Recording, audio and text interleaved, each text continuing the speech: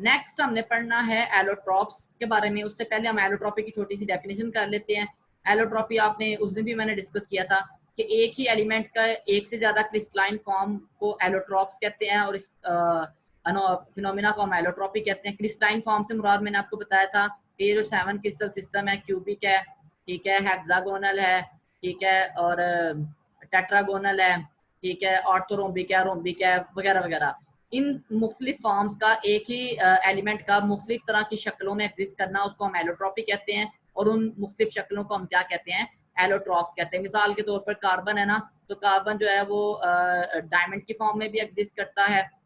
Diamond कैसे बनता है? ऐसे बनता है, बहरहाल ऐसे, ये डायमंड है फर्ज करें, ठीक है, ये डायमंड है। तो कार्बन डायमंड की फॉर्म में भी एग्जिस्ट करता है, और जो ना वो उसकी एक फुटबॉल की तरह की भी फॉर्म होती है कार्बन की, ठीक है, ऐसे फुटबॉल सा बना होता है, उसके अंदर ऐसे ऐसे है ना, जैसे फुटबॉल के अंदर खाने बने होते हैं वैसे ही उसके अंदर खाने बने होते हैं। एक उसकी ग्रेफाइट की भी फॉर्म होती है। तो एक ही एलिमेंट मुख्तलिफ शक्लों में पाया जाना, इसको हम कहते हैं एलोट्रॉपी, ठीक है। और उन शक्लों को एक दूसरे के क्या कहलाते हैं? एलोट्रॉप कहते हैं, ठीक है। तो ये जो एलोट्रॉप्स होते हैं इनकी फिजिकल प्रॉपर्टीज डिफरेंट होती हैं, लेकिन केमिकल प्रॉपर्टीज क्या होती हैं? सेम होती हैं, क्योंकि सारे के सारे एक ही एलिमेंट पे मुश्तमिल होते हैं, ठीक है। और चले आप मुझे, अच्छा, तो बात में कर रहा था कि ट्रांजिशन टेम्परेचर होता है एक ऐसा टेम्परेचर जिस पे एक क्रिस्टलाइन फॉर्म जो होती है ना वो दूसरी में चेंज हो जाती है। मिसाल के तौर पर ये जो है ना आपके पास टिन, मैंने आपको उस दिन दिखाई थी डायग्राम। टिन जो होता है ना वो दो तरह का होता है, एक ग्रे होता है, ठीक है, एक वाइट होता है, ठीक है, एक होता है वाइट टिन, ठीक है। अब ये जो ग्रे टिन है ये एग्जिस्ट करता है अगर टेम्परेचर 13.2 डिग्री सेल्सियस से कम हो, ठीक है। टेम्परेचर 13.2 डिग्री सेल्सियस से कम हो तो ग्रे टिन, इससे ज्यादा हो तो फिर एग्जिस्ट करता है व्हाइट टिन, सही है ना। मतलब ये जो 13.2 डिग्री सेल्सियस है ना, इस टेम्परेचर पे ग्रे टिन व्हाइट टिन में चेंज हो सकता है। इससे ऊपर होगा तो व्हाइट टिन, इससे नीचे होगा तो ग्रे टिन। तो ये जो टेम्परेचर है ना जिसपे एक एलोट्रॉपिक फॉर्म दूसरी फॉर्म में चेंज हो जाती है, उसको हम कहते हैं ट्रांजिशन टेम्परेचर। ट्रांजिशन का मतलब भी चेंज होता है, ठीक है। अच्छा जी, इसमें हम वो एग्जांपल दे सकते हैं जो आपने कल बताई थी, डायमंड और, हाँ बिल्कुल, डायमंड और ग्रेफाइट उसकी एलोट्रॉपिक फॉर्म है, वो हमने आज पढ़नी है दोनों, ठीक है ना। तो एलोट्रॉपिक फॉर्म और ट्रांजिशन टेम्परेचर का एक हल्का सा कॉन्सेप्ट था कि ट्रांजिशन टेम्परेचर क्या होता है और एलोट्रॉपिक फॉर्म्स क्या होती हैं। अच्छा, उसके बाद हम आते हैं इसकी कार्बन की एलोट्रॉपिक फॉर्म की तरफ। ये मैंने छोटी सी एक उसको एग्जांपल दे दी। मतलब इसको आप इस तरह से लिख सकते हैं, ग्रेट इन, ठीक है, और टेम्परेचर अगर होगा 13.2 डिग्री सेल्सियस से ज्यादा तो वो बन जाएगा व्हाइट टी। तो ये जो टेम्परेचर है इसको हम कहेंगे ट्रांजिशन टेम्परेचर है। अब हमने पढ़ने हैं एलोट्रॉप्स ऑफ कार्बन। कार्बन की जो ना वो मशहूर 3 एलोट्रॉपिक फॉर्म्स हैं, एक ग्रेफाइट है, एक डायमंड है, और एक जो है ना वो जो ना वो क्या से कहते हैं, एक जो ना तीसरी बकीबाज, उनको हम बचपन में जब हम पढ़ते थे उनको बकीबाज कहा जाता था। चलें कोई बात नहीं, तो अब उनको जो ना वो बकमिंस्टर फुलरिंग कहते हैं हम उनको, ठीक है। तो ये 3 जो है ना हमने एलोट्रॉपिक फॉर्म्स है मेजर, ठीक है, इनके बारे में हमने पढ़ना है। तो सबसे पहले कार्बन की जो एलोट्रॉपिक फॉर्म है वो ग्रेफाइट है, ठीक है। तो ये जो ग्रेफाइट है ये कहाँ पे मिलता है हमें? ये इटली में मिलता है, कश्मीर में मिलता है, साइबेरिया में, सिलोन है, ये सिलोन गालबन श्रीलंका में है, बाकी साइबेरिया रशिया में है, कश्मीर जो है वो इंडिया पाकिस्तान दोनों में है, और इटली जो है वो यूरोप का एक जो ना वो मुल्क है, ठीक है, जिसको हम यूनान भी कहते हैं। अच्छा, यहाँ पे ये पाया जाता है कुदरती तौर पे जो ग्रेफाइट है। वैसे इसको हम खुद से भी बना सकते हैं। खुद से बनाने के लिए हमें जो ना वो क्या करना पड़ता है कि कोक और एंथ्रासाइड को हीट करना पड़ता है। एक प्रोसेस होता है जिसको एकिसन प्रोसेस कहते हैं। एचिसन भी पढ़ते हैं इसको, एकिसन भी पढ़ते हैं। अच्छा देखें, कोक और एंथ्रासाइड का नाम सुना हो आपने कहीं पे? तो ये जो डिकम्पोजिशन होती है ना ऑर्गेनिक मटेरियल की, स्पेशली वुड वगैरह की, ठीक है ना, वुड से जो ना वो कोक बनता है, फिर एंथ्रासाइट बनता है, बिटुमिनस कोल बनता है। लकड़ी से कोयला बनने के अमल के दौरान जो डिफरेंट स्टेजेस आती हैं, ठीक है, जिस दौरान उसमें कार्बन की परसेंटेज में इजाफा होता है, उसमें एक फॉर्म जो ना वो होती है एंथ्रासाइट, ठीक है। फिर फाइनली कोल बन जाता है। कोल को जब हम हीट अप करते हैं तो उसको हीट अप करने के बाद जी उसमें कोयला है ना, कोयला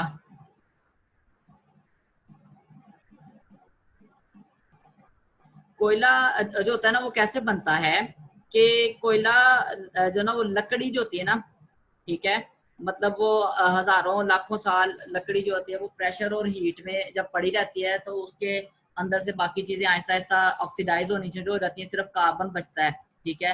तो उसमें सिर्फ कार्बन की परसेंटेज में इजाफा होता जाता है। तो उससे लकड़ी से जो है वो वुड से पहले जो है ना वो हमारे पास डिफरेंट स्टेजेस बनती है, मतलब एंथ्रासाइट बनता है, ठीक है, और बिटुमिनस कोल बनता है, तो लिग्नाइट बनता है, मतलब लिग्नाइट है, एंथ्रासाइट है, फिर बिटुमिनस कोल है। तो ये जो एंथ्रासाइट है ना, ये लकड़ी से कोयला बनने के दौरान में एक स्टेज आती है, ठीक है, उसको हम एंथ्रासाइट कहते हैं। तो उस एंथ्रासाइड को गर्म करके हम ग्रेफाइट बना सकते हैं। बेसिकली उसमें भी कार्बन होता है, लेकिन उसमें कार्बन के परसेंटेज, जो ग्रेफाइट है वो 100% कार्बन है, जो एंथ्रासाइड है उसमें 100% कार्बन ही होता है, वो 60 70 या 80% कार्बन होता है।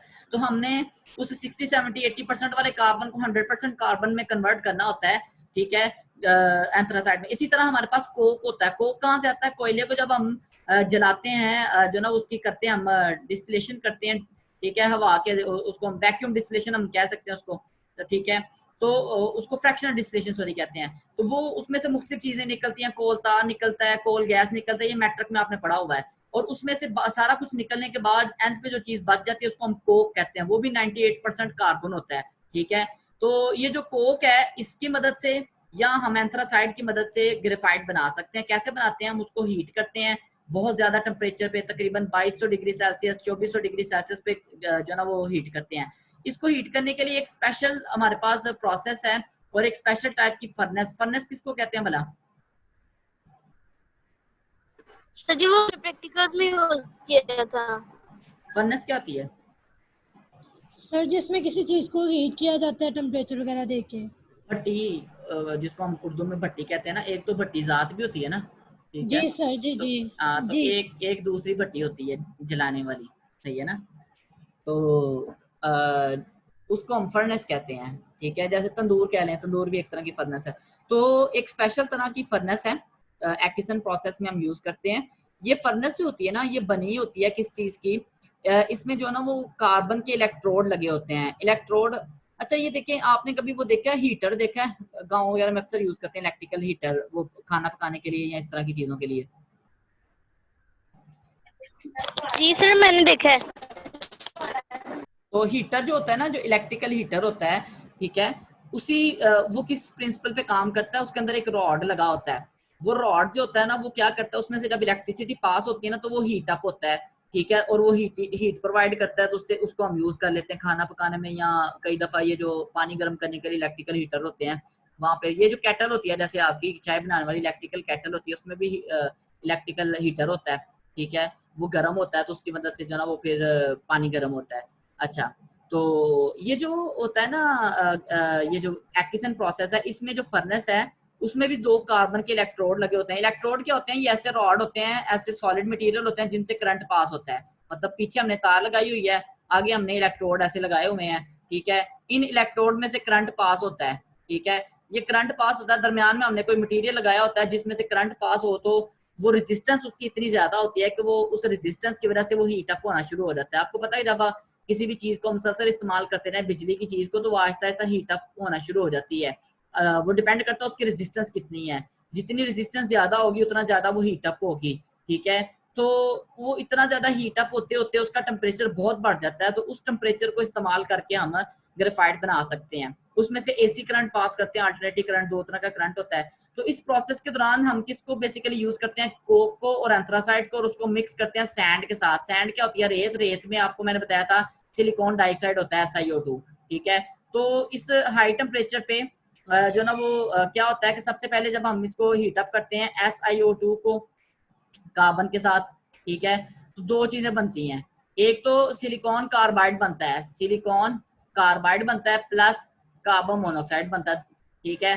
सिलिकॉन कार्बाइड और कार्बन मोनोऑक्साइड बनते हैं। फिर अगले स्टेप में सिलिकॉन कार्बाइड जो होता है ना, ये टूटता है सिलिकॉन में और कार्बन में, ठीक है। सिलिकॉन जो होता है ना वो उड़ जाता है वेपर बन के, बाकी रह जाता है कार्बन, और वो कार्बन इस हाई टेम्परेचर में ग्रेफाइट होता है, उसकी जो अरेंजमेंट होती है वो ग्रेफाइट वाली होती है।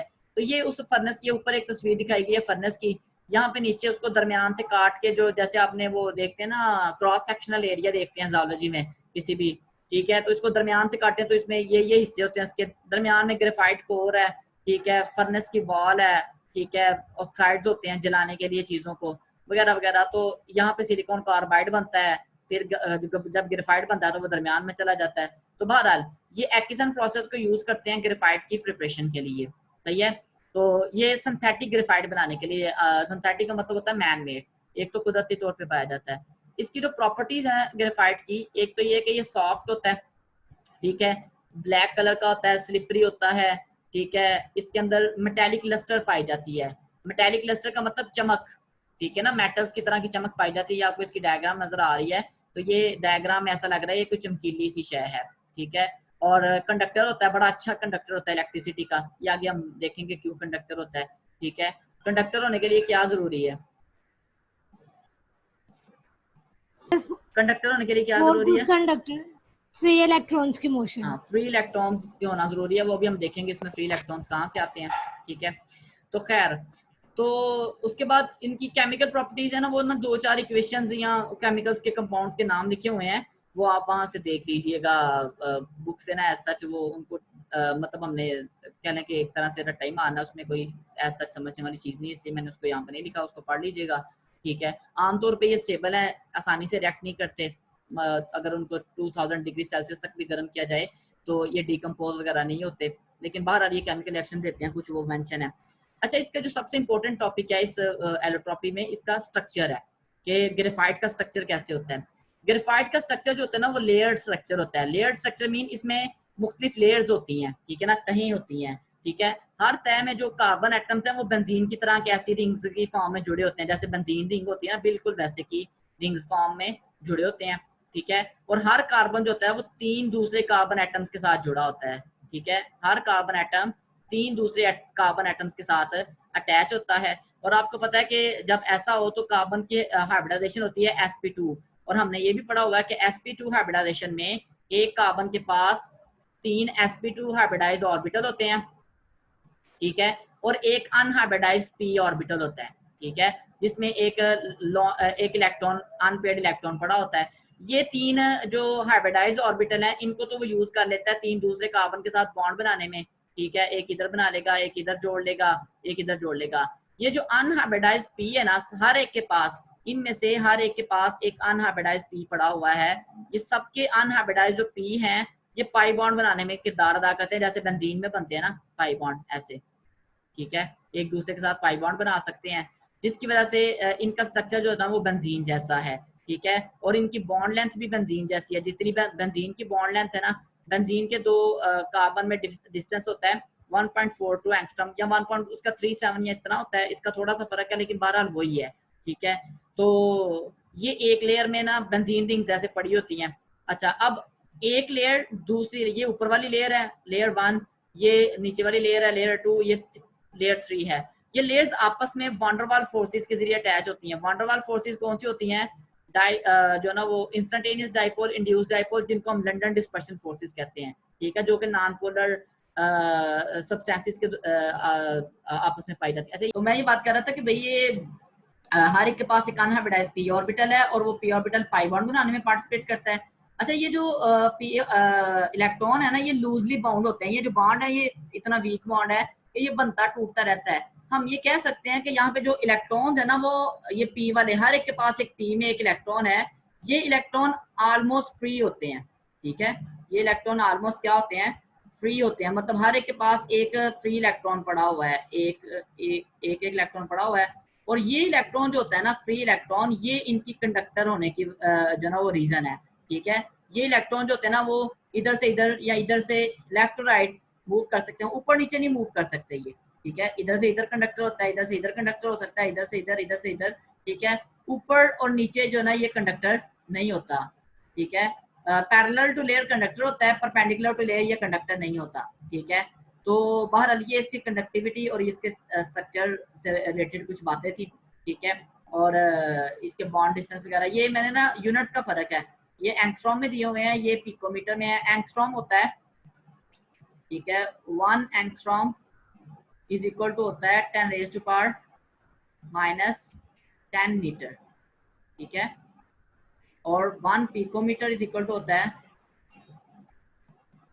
10 raise to power minus 12 metre, ठीक है। यूं हम कह सकते हैं कि 1 पिकोमीटर इज इक्वल टू होता है 10 raise to power minus 2 angstrom, ठीक है। यहाँ कह सकते हैं कि 1 एंगस्ट्रॉम इज इक्वल टू होता है 10 रेज़ टू पावर 2 पिकोमीटर वगैरह वगैरह। ये आप कन्वर्जन आपको करनी आती होगी, मैट्रिक में आपने पढ़ी होगी, ठीक है। तो ये मैंने सिर्फ यूनिट्स का फर्क है, बाकी वैल्यू सेम है ये वाली, ठीक है। ये वाली और इधर गया ये वाली वैल्यू, ठीक है। सिर्फ यूनिट्स का फर्क है, मिलती जुलती वैल्यूज हैं। उसके बाद आ जाते हैं इसकी एप्लीकेशंस पे, ठीक है। तो इसकी जो एप्लीकेशंस हैं वो है, एक तो कंडक्टर है, कंडक्टर होने की वजह से ये इलेक्ट्रोड के तौर पे यूज होता है। इलेक्ट्रोड आपको पता है कि रॉड्स होते हैं, जैसे ये है जो करंट को जो ना वो पहुंचाते हैं किसी सोल्यूशन में या किसी भी चीज में। देखें ना, हम तार को नहीं डुबो देते, किसी चीज को डुबोते हैं, कोई सॉलिड चीज होती है जिसके जरिए करंट जो ना वो ट्रांसफर होता है, उसको इलेक्ट्रोड कहते हैं, जैसे कि आप इलेक्ट्रोलिसिस में यूज करते हैं, ठीक है। लेड पेंसिल बनाने में ग्रेफाइट यूज होता है, मैंने आपको कल भी बताया था कि लेड पेंसिल होती है वो ग्रेफाइट और क्ले से मिलके बनती है, ठीक है। ग्रेफाइट जी सर कल आपका क्वेश्चन था पेंसिल के अंदर में जो सिक्के की इंग्लिश किया है तो लेड है। क्या है? लेड। ये कहाँ किसने कहा है? सर जी मैंने 3-4 लोगों से पूछे लेड और तो, आपने खुद भी लिखा हुआ है लेड। तो लेड पेंसिल का ये मतलब तो नहीं सर कि जी वो इसकी बनती क्या चीज, सर जी लेड क्या कह रही है?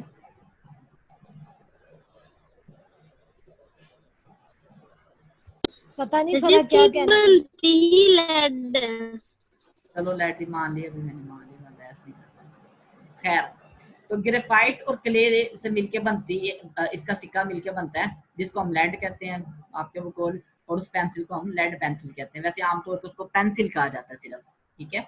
तो लेड पेंसिल जो होती है ना, ग्रेफाइट क्ले जो है ना, ये मिट्टी में पाई जाती है, ठीक है। प्योरेस्ट फॉर्म होती है इसकी मिट्टी की क्ले, ठीक है, जिसको आप चिकनी मिट्टी भी कहते हैं आमतौर पे, लेकिन ये मिट्टी में से ही निकलती है। तो जितनी क्ले ज्यादा होगी उतनी ज्यादा पेंसिल हार्ड हो जाती है, उसके हिसाब से उसकी क्वालिटीज होती हैं 4H 3H 2H H HB B2 B3B, ये मुख्तलिफ पेंट वगैरह में यूज होती हैं। ये उनकी एक डायग्राम नजर आ रही है आपको, उसका हार्ड स्ट्रोक होता है, ये सॉफ्ट होता है वगैरह वगैरह। उसके ये इसकी तीसरी इसकी मेजर जो एप्लीकेशन है वो एज ए लुब्रिकेंट है। लुब्रिकेंट क्या होता है बता?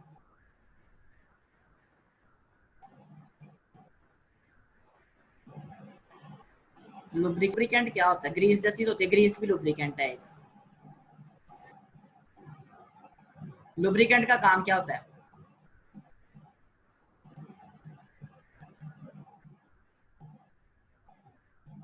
सर फिसलन से पैदा कर देता है। हाँ, मतलब स्मूथ करना, रगड़ को कम करना, रेजिस्टेंस को कम करना। मिसाल जी के तौर सर पर resistance कम दरवाजे करना। दरवाजे जो ना वो घर में चूं चूं करते होते हैं, तो उनमें थोड़ा सा ऑयल डाल देते हैं तो उनकी आवाज खत्म हो जाती है, वजह वो लुब्रिकेंट के तौर पे काम करता है, उनकी जो ना रेजिस्टेंस को, रगड़ को कम कर देता है। तो ये जो ग्रेफाइट है लुब्रिकेंट के तौर पे भी काम करता है, एज ए लुब्रिकेंट, रेजिस्टेंस कम करने के लिए, रगड़ कम करने के लिए भी यूज होता है। और इसको हम सस्पेंशन के, देखें ये सॉलिड है ना, ये खुद तो सॉलिड है, तो सॉलिड को जब हम यूज करते हैं तो एज ए सॉलिड भी यूज कर सकते हैं, ठीक है, या हम इसको एज ए सस्पेंशन यूज करते हैं। सस्पेंशन क्या होती है? जब हम उसका लिक्विड के साथ एक मिक्सचर बनाते हैं जिसमें वो डिजोल्व नहीं होता, सिर्फ सस्पेंड होता है, लेकिन ना सस्पेंशन देखिए, कभी ये दवाइयां बनाते हैं हम बच्चों के लिए या ठीक है बड़ों के लिए भी होती हैं, इसमें ऐसे पार्टिकल्स होते हैं ना, वो इक्वली डिस्ट्रीब्यूट होते हैं लेकिन वो डिजोल्व नहीं हुए होते, थोड़ी देर पड़ा रहने दे तो वो सारे पार्टिकल नीचे बैठ जाते हैं, तो ऐसे सोल्यूशन को हम सस्पेंशन कहते हैं,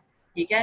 तो जब इसकी सस्पेंशन हम ऑयल के साथ बनाते हैं तो उसको हम ऑयल डैग कहते हैं, जब हम उसकी सस्पेंशन पानी के साथ बनाएंगे तो हम उसको क्या कहते हैं, एक्वा डैग कहते हैं। ठीक है, तो बहरहाल ये इस तरह से इसको ना हम यूटिलाइज कर सकते हैं, ये इसके यूजेस थे। नेक्स्ट है हमारे पास डायमंड। ठीक है, डायमंड कहाँ पाया जाता है जी, साउथ अफ्रीका में, ऑस्ट्रेलिया में, ब्राजील में। ठीक है, डायमंड मिलता है कुदरती तौर पे। अगर हमने खुद से बनाना हो सिंथेटिकली तो बड़ा आसान है डायमंड बनाना। हमने क्या करना है, ग्रेफाइट लेना है, जो अभी हम पढ़ के आए हैं। ग्रेफाइट को हमने 2000 डिग्री सेल्सियस पे गर्म करना है और 1 लाख ATM प्रेशर देना है, तो उसने डायमंड में कन्वर्ट हो जाना। साथ थोड़ा सा कैटलिस्ट डाल दे, ठीक है ना। तो ये बड़ा आसान सा तरीका है जो ना वो डायमंड बनाने का।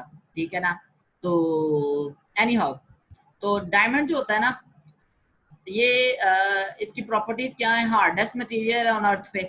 सबसे ज्यादा सख्त तरीन मटेरियल जो है वो डायमंड है, जो अब तक डिस्कवर हुआ है।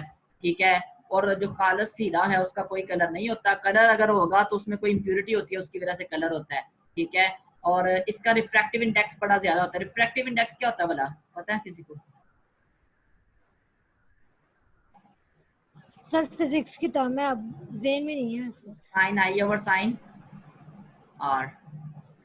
जब आपके पास लाइट एक मीडियम से दूसरे मीडियम में जाती है, मिसाल के तौर पर ये एक मीडियम है, तो लाइट जब जाती है एक मीडियम से दूसरे मीडियम में, ये तो कैसे करेगी, तो लाइट अपना जो है वो एंगल जो है वो चेंज करती है दूसरे मीडियम में जाके। ठीक है, तो ये जो एंगल में चेंज होना है इसको हम कहते हैं रिफ्रैक्शन। क्या कहते हैं? रिफ्रैक्शन कहते हैं। तो ये जो एंगल था इसको हम इंसिडेंट एंगल कहते हैं, ये जो एंगल है इसको हम रिफ्रैक्शन का एंगल कहते हैं, एंगल ऑफ रिफ्रैक्शन कहते हैं। तो इन दोनों का साइन की जो रेशियो है, साइन आई और साइन आर, उसको हम एन से रिप्रेजेंट करते हैं, और एन होता है refractive index. Refractive index show करता है कि कोई मटेरियल लाइट को कितना बेंड करता है। ठीक है ना, जितना रिफ्रैक्टिव इंडेक्स ज्यादा होगा उतनी लाइट की बेंडिंग भी क्या होगी, ज्यादा। तो जो डायमंड है उसका कमाल ये है कि वो लाइट को इस तरह से रिफ्लेक्ट करता है कि वो हमें चमकदार नजर आता है। लाइट उसके साथ जब टकराती है तो बड़ा खूबसूरत लगता है। ठीक है, तो हाईएस्ट रिफ्रैक्टिव इंडेक्स है इसका, और हार्डेस्ट मटेरियल है। नॉन कंडक्टर होता है क्योंकि इसमें कोई फ्री इलेक्ट्रॉन नहीं होते, आगे इसके स्ट्रक्चर में देखेंगे। ठीक है, और 1500 डिग्री सेल्सियस तक स्टेबल होता है, लेकिन उससे ऊपर अगर टेम्परेचर लेके जाए तो आहिस्ता आहिस्ता ये ग्रेफाइट में चेंज होना शुरू कर देता है, और इसकी डेंसिटी ग्रेफाइट से ज्यादा होती है। तो ये आपको जो नजर आ रहा है ना डायमंड, ये वाली डायग्राम जो है ये कोहिनूर डायमंड है। ठीक है, कौन सा है? कोहिनूर, दुनिया का सबसे बड़ा डायमंड है ये। ठीक है, ये बेसिकली हमारा था, हमारे से मुराद मुगल बादशाहों का था। तो जब अंग्रेज आए तो वो अपने साथ कोहिनूर हीरे को कहाँ ले गए, बरतानिया। तो आज तक ये आलमी अदालत में मुकदमा चल रहा है इंडिया का, और पाकिस्तान कहता है ये हमारा है, इंडिया कहता है हमारा, तो अंग्रेज जो ना वो दोनों को नहीं दे रहे। एनी हाउ, तो ये कोहिनूर हीरा, इसका जो वजन है ना तकरीबन, जी सर जी मैंने सुना है कि हीरा हाथी के दांतों से भी बनता है। नहीं, गलत सुना आपने। ठीक है, ठीक है, वो आपको पता है हीरा जो ना वो 100% कार्बन है। क्या है?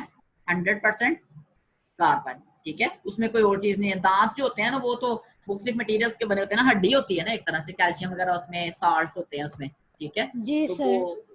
वो उसके भी जेम्स बन सकते हैं। हाथी दांत का बड़ा प्यारा जो ना वो मटेरियल बनता है, ये जो मार्बल टाइप ना व्हाइट कलर के मॉडल्स बनाने के लिए, लेकिन वो हीरा नहीं होता। जी ठीक है, जी चमकदार सर, होता है वो ठीक भी, है। उसकी खूबसूरती होती है, लेकिन वो डायमंड नहीं होता। तो हर चमकती चीज जो है ना वो सोना नहीं होती और हीरा भी नहीं होती। खैर वो मिसाल ही गलत होगी। एनी हाउ, तो जी सर। क्या हम बात कर रहे थे, तो डायमंड की बात कर रहे थे। तो मतलब डायमंड इतना बड़ा नहीं होता साइज में, ये दुनिया का सबसे बड़ा डायमंड है, और इसका जो वजन है ना वो तकरीबन कह लें कि 35 ग्राम है, या 33 ग्राम। ठीक है, इसका वजन है 180 पता नहीं 85 कैरेट का है। अब भी उसको काट के छोटा भी कर दिया हुआ है उन्होंने, वगैरह वगैरह। तो डायमंड जो होता है ना ये इतना छोटा सा होता है, और ये बड़ी रॉ फॉर्म में मिलता है। उसको फिर काट छांट करके उसको जो ना इस शक्ल में लाया जाता है, उसको खूबसूरत बनाया जाता है। अच्छा जी, तो इसका स्ट्रक्चर जो है ना कैसे है, ये सिंपल इसका टेट्राहेड्रल स्ट्रक्चर होता है। इसमें हर कार्बन sp3 हाइब्रिडाइज होता है, और हर कार्बन जो होता है वो 4 दूसरे कार्बन के साथ बॉन्ड बना रहा होता है और टेट्राहेड्रल स्ट्रक्चर बनाता है। हर कार्बन 4 के साथ जुड़ा होता है और टेट्राहेड्रल स्ट्रक्चर बनाता है। तो ये इसकी जो ना वो प्रॉपर्टीज की वजह भी यही है, ये इसके डायमंड होने की वजह भी यही है। ठीक है, कि उसके अंदर हर कार्बन जो है ना वो 4 दूसरे कार्बन के साथ जुड़ा हुआ होगा, ठीक है। सर जी जी जी बच्चे। सर हम जब खेड़ा माइंस गए थे ना, तो सर हमने वहाँ पे देखा था मतलब कि खाई टाइप बना हुआ था सर जी। कहते हैं ये पढ़ा रहे हैं ना तो ये हीरे बन जाते हैं। सही है सर जी? कहाँ पे पढ़ा हुआ था, क्या पढ़ा था? सर खेड़ा माइंस है ना, वहाँ पे पहाड़ियाँ हैं जो, हाँ जी हाँ जी। वहां पे सर हमने कुछ खाई टाइप जगह थी, काफी डीप थी, तो वहां पे सर इतना प्रीशियस वाटर था ना कि उसमें से धुआं भी शायद नहीं कर रहा था। तो ये सर वहाँ पे जो रहते हैं उन्होंने बताया भी था कि ये मतलब काफी सारे यहाँ पे ऐसे ही पड़ा रहते हैं, फिर बाद में ये हीरे बन जाते हैं। कभी बनाया हीरा उधर से, पाकिस्तान से तो नहीं हीरे कहीं से निकलते, डायमंड की मैंने नहीं सुना कभी पाकिस्तान से डायमंड की कोई हो कान यहाँ पे, हीरे सर की कान। जी कहते निकलते हैं, पता नहीं, अब आपकी एक तो आवाज बड़ी कट पता रही नहीं है, मैंने।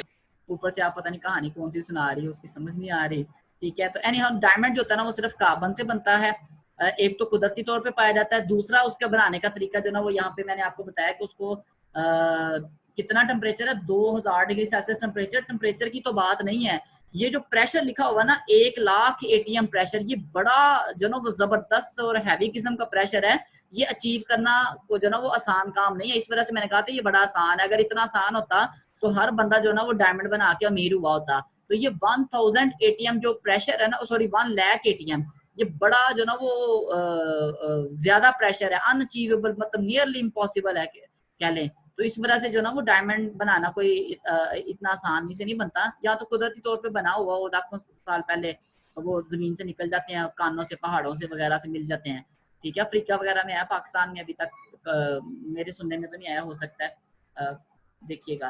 तो खैर, तो अब इसमें यह कि इसमें कोई सारे हर कार्बन के चारों इलेक्ट्रॉन sp3 हाइब्रिडाइज होते हैं ना, वो मसरूफ होते हैं बॉन्ड बनाने में, कोई फ्री इलेक्ट्रॉन नहीं होते, इस वजह से ये नॉन कंडक्टर होता है। अच्छा, अब इसकी एप्लीकेशंस में क्या होगा? एप्लीकेशंस एक तो ज्वेलरी में यूज होता है जेम्स के तौर पे, ठीक है, ऑर्नामेंट्स में, ठीक है, जेवरात में यूज होता है, बड़ा इसका जो एक्सटेंसिव यूज है। दूसरा इसका जो यूज है ना, ये हार्डेस्ट मटेरियल होने की वजह से कटिंग में इस्तेमाल होता है। जो हार्ड मटेरियल रॉक्स हैं, पत्थर हैं, या कोई भी सख्त चीज काटने के लिए हम जो ब्लेड्स बनाते हैं ना, ब्लेड्स, उन ब्लेड्स के किनारों पे डायमंड लगा देते हैं, ठीक है। वो डायमंड हार्ड इतना होता है कि वो उसको जो है ना वो काट सकता है, ठीक है। वैसे तो अल्लामा इकबाल का एक शेर भी है कि फूल की पत्ती से कट सकता है हीरे का जिगर, मर्द नाना पर कलाम नर मुनाज़िब बेअसर। खैर, तो हीरा वैसे जो ना वो दुनिया का सख्त तरीन मटेरियल है, लेकिन सुना है कि फूल की पत्ती से जो ना वो कट जाता है, पता नहीं वो उसमें क्या ताकत है, मैंने कभी इस पे वैसे देखा नहीं, इसको देखेंगे। एनी हाउ, तो हीरे को दूसरी चीजें काटने के लिए इस्तेमाल किया जा सकता है, ग्लास काटने के लिए, ग्लास मीन शीशा, ठीक है, और रॉक्स हैं, पत्थर हैं, इस तरह की सारी चीजें काटने के लिए इसको हम ब्लेड्स के तौर पे ब्लेड्स में लगाते हैं, ठीक है। बड़े हाई जो ना वो इंडस्ट्रियल मटेरियल्स में हम इसको इस्तेमाल करते हैं। तो ये दो एलोट्रोपिक फॉर्म्स थी इसकी। तीसरी जो है ना वो बकी बात